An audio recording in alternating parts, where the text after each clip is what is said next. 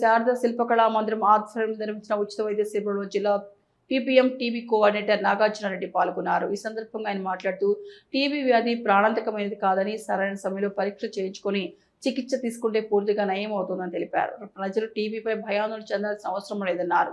శిబిరంలో పట్టణంలోని శిల్ప కళాకారులు మరియు పలువురికి ఉచితంగా టీబీ పరీక్షలు నిర్వహించారు. పరీక్షలు చేయించుకున్న వారికి సాయంత్రం లోపు ఫలితాలు నిర్ధారించి సంబంధిత ఏఎన్ఎంల ద్వారా సమాచారం అందజేస్తామని తెలిపారు. ఆళ్లగడ్డ నియోజకవర్గ పరిధిలో జనవరి నుంచి ఇప్పటి వరకు 110 టీబీ పాజిటివ్ కేసులు నమోదయ్యాయని వారికి వైద్య సేవలు అందిస్తున్నామని చెప్పారు. ఈ కార్యక్రమంలో శారదా శిల్పకళా మందిరం నిర్వాహకులు రవీంద్రాచారి దంపతులు, ఆళ్లగడ్డ టీబీ సూపర్వైజర్ పవన్ కుమార్ ఏఎన్ఎంలు పాల్గొన్నారు.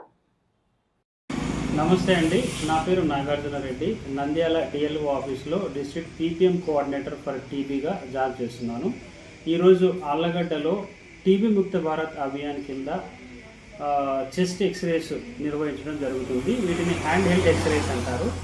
సో ఆళ్లగడ్డలో మనకి 10 హై రిస్క్ విలేజెస్లో ఈ రోజు నుంచి ప్రోగ్రామ్ అనేది స్టార్ట్ అవుతుంది.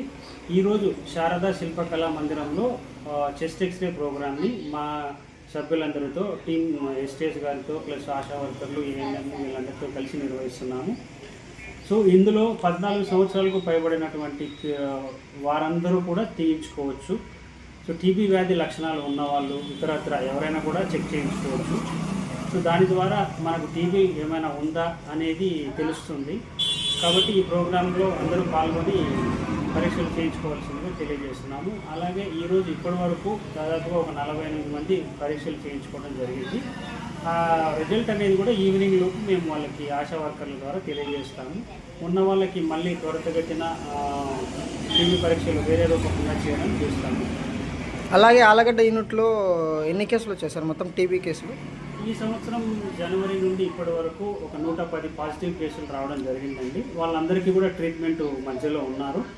సో వాళ్ళకి న్యూట్రిషన్ పోషణ్ యోజన కింద ఒక 1000 రూపాయలు చొప్పున 6 నెలల వరకు 6000 రూపాయలు ప్రభుత్వం తరఫు నుంచి ఇవ్వడం జరుగుతుంది. రెండవది అన్ని రకాల మందులు వారికి ఉచితంగా ఇవ్వడం జరుగుతుందండి.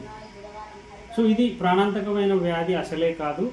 సో వైద్యుల సలహా మేరకు మనం మందులు జాగ్రత్తగా తీసుకొని ఐసోలేట్ అయ్యి కొంచెం కుటుంబ సభ్యులందరికీ కూడా దూరంగా ఉంటే 2 నెలల్లో 95% ఆఫ్ ద బ్యాక్టీరియా అనేది చనిపోవడం జరుగుతుంది. రిమైనింగ్ కంటిన్యూ ఫేజ్లో 4 నెలలు మనం జాగ్రత్తగా మందులు వాడుకొని 9 నుంచి 100కి 100% బయటపడవచ్చు. ఎంజే హాస్పిటల్ నంద్యాల పట్టణంలో అత్యాధునిక సదుపాయాలతో నిష్ణాతులైన వైద్యులచే అందరికీ అందుబాటులో అతి తక్కువ ఖర్చుతో వైద్యం అందిస్తోంది MJ hospital. Doctor Jasmine Sultana MBBS MS DGO, LSS laparoscopy Netherlands, obstetrician and gynaecologist, గర్భిణీ మరియు స్త్రీ వ్యాధి నిపుణులచే హై రిస్క్ ప్రెగ్నెన్సీ, సాధారణ కాన్పులు, సిజేరియన్, ఫ్యామిలీ ప్లానింగ్ ఆపరేషన్, గర్భసంచి ఆపరేషన్, లాప్రోస్కోపీ ద్వారా ఆపరేషన్లు, సంతాన సాఫల్యం కొరకు చికిత్స చేయబడును.